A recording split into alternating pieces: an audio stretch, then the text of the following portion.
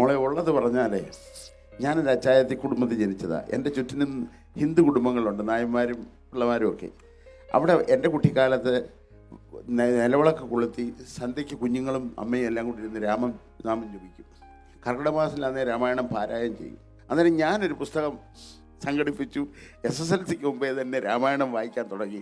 അതുകൊണ്ടാണ് ഞാൻ കവിത എഴുതാൻ തുടങ്ങിയത്. പിന്നെ എനിക്കൊരു സജഷൻ ഉള്ളത്, എന്നെ കേൾക്കുന്ന എല്ലാവരും രാമായണം പതിവായിട്ട് വായിക്കാമെങ്കിലേ കേരളത്തിന് ഒരു സംസാര രീതി വരും. രാമായണം എന്നും നിങ്ങൾ 2 വരി പാടിയാൽ പദശുദ്ധി ഉണ്ടാവും, പദവിന്യാസം ഉണ്ടാവും.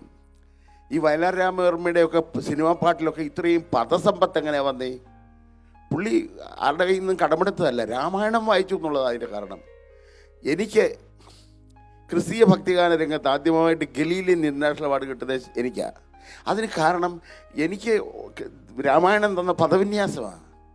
ആരുമാരും അറിയാതൻ ചേതസിനുള്ളിൽ നിത്യചേതനയായി വഴുമീശ 1000 സ്തോത്രം.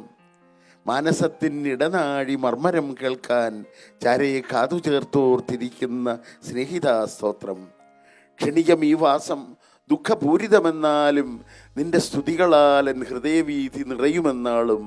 അരുമയോടെന്നെ സൃഷ്ടിച്ച അവനിതൻ മാറിൽ വിട്ട ആ തിരുകരങ്ങൾ കൊണ്ട് വീണ്ടും തഴുകുകന്നെ നീ.